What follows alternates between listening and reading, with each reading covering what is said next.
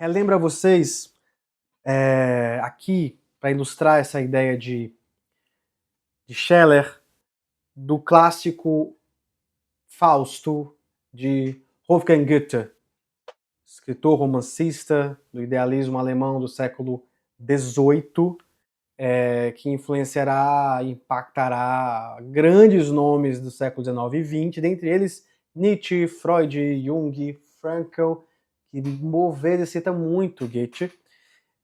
Fausto é a obra-prima de Goethe e é entendido para muitos como um retrato do homem contemporâneo, do humano, da alma humana contemporânea.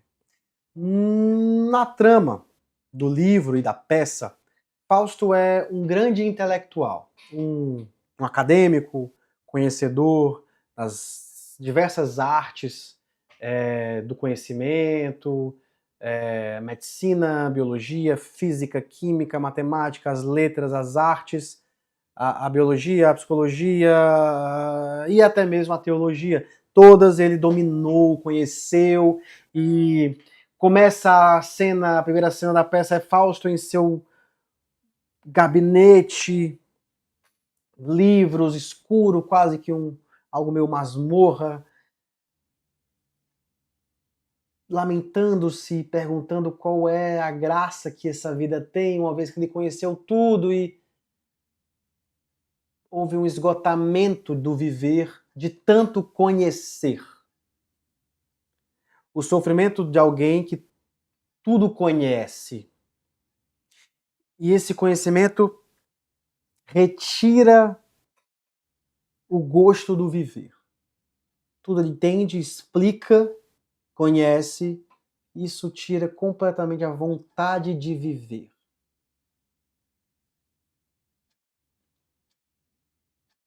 Essa cena ela é um pouco longa, acontecem algumas coisas assim na cena, e dentre elas ele se confronta com um frasco de veneno, perguntando se valeria a pena arriscar descobrir o que há do outro lado.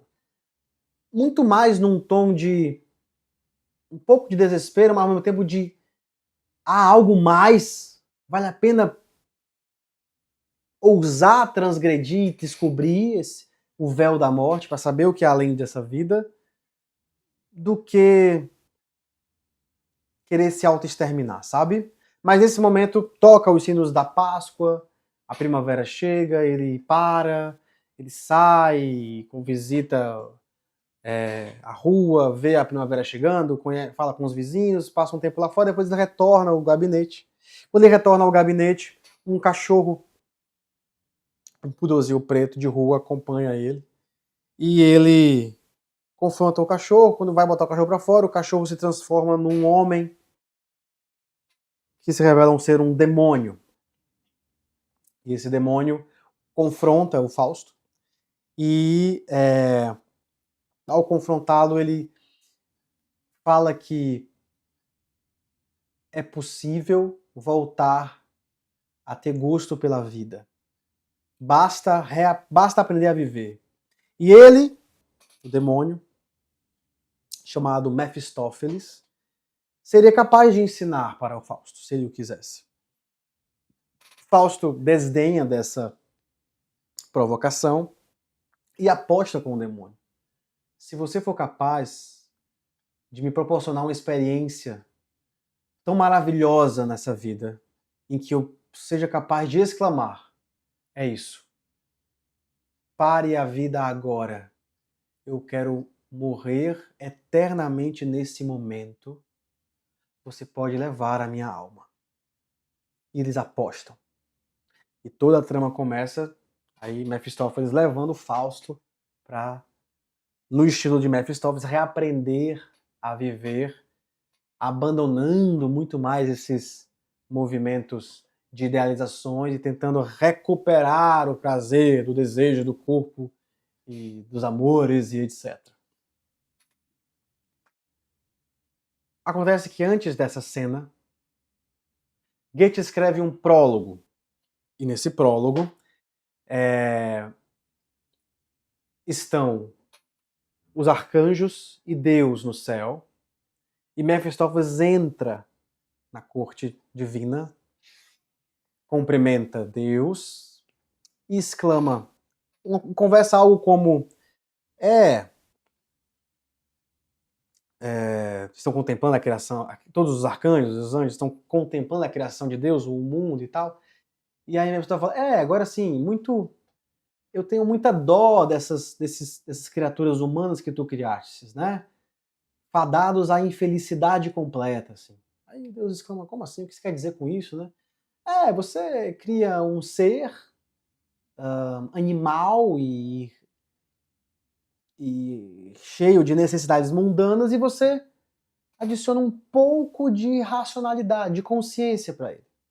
Mas você não deixa de plenamente consciente, plenamente racional, é só um pouco. Então ele para de ciscar e olha para cima, mas não é capaz de habitar os céus. Isso é um pouco racional. Um animal fadado ao fracasso ou ao desespero. Ele começa a ter consciência da sua condição animal, mas não é capaz de sair dela. É um animal triste e desgraçado por excelência. Aí Deus ouve isso e confronta Mefistófeles. Você conhece Fausto? E Mefistófeles pergunta, o doutor?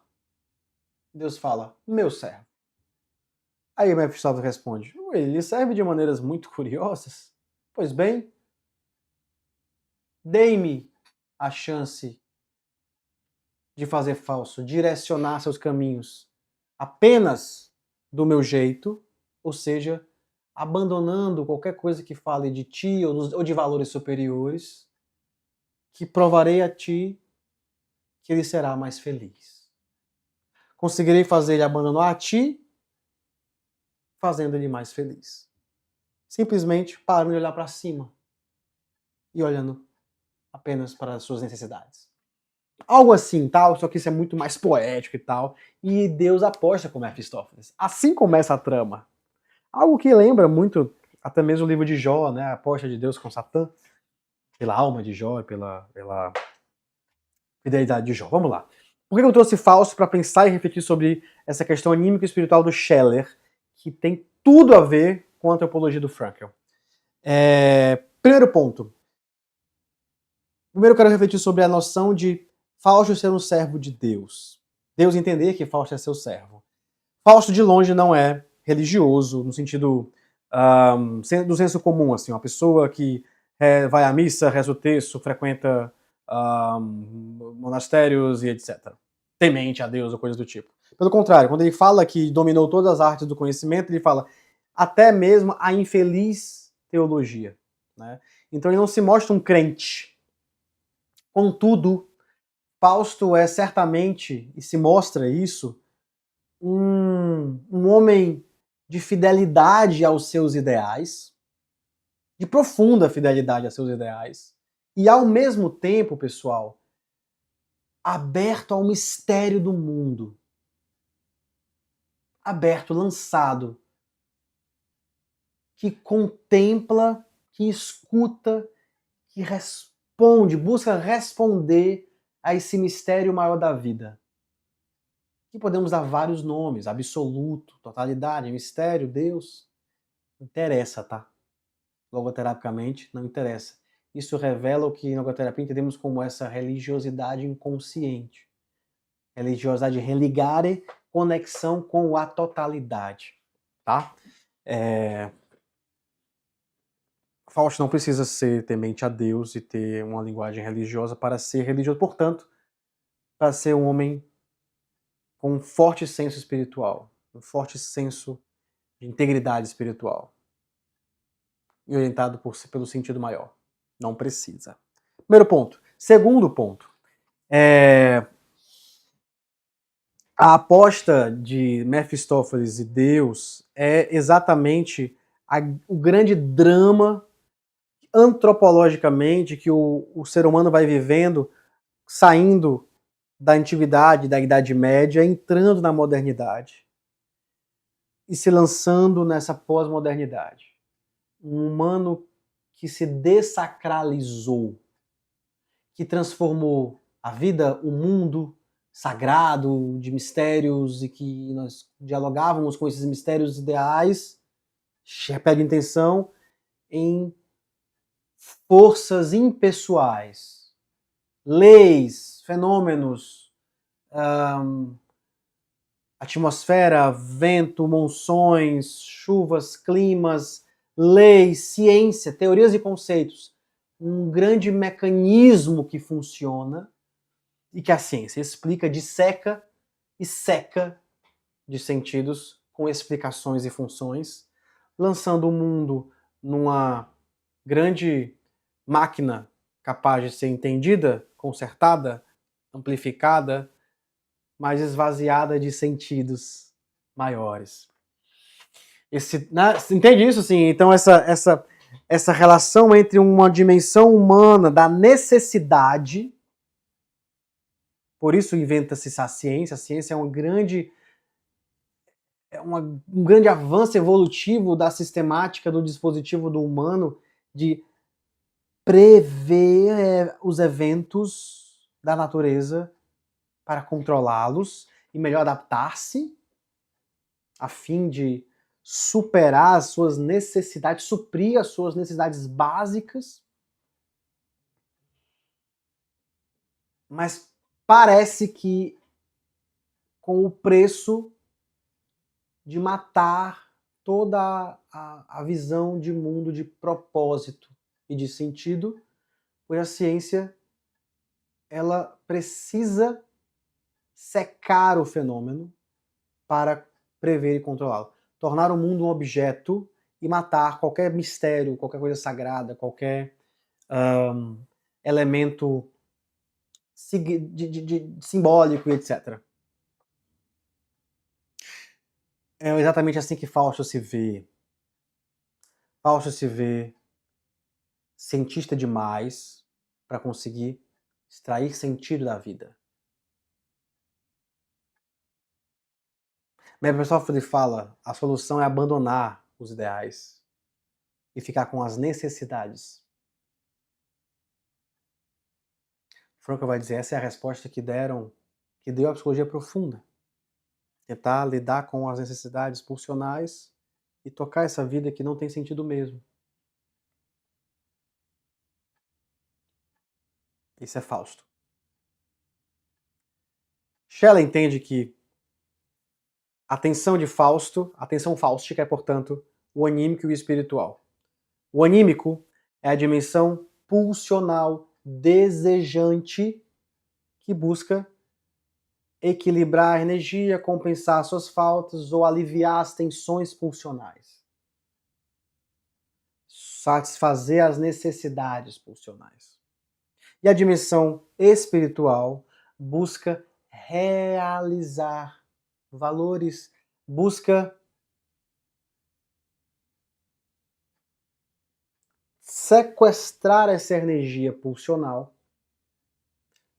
para realizar ideias, ideais. Assim eles se harmonizam. O espiritual não tem força alguma e o anímico é pura força. O espiritual dá direção ao anímico. O espiritual se coloca numa ordem para além de toda e qualquer necessidade vital, porque o espiritual não está mais na ordem da necessidade, mas sim dos propósitos. E ele inaugura toda uma nova concepção de ser para além do natural e das necessidades. Um ser que tem escrúpulos, um ser que tem consciência, um ser que transcende a natureza e a naturalidade. Parece com Exister do Heidegger, transcendência.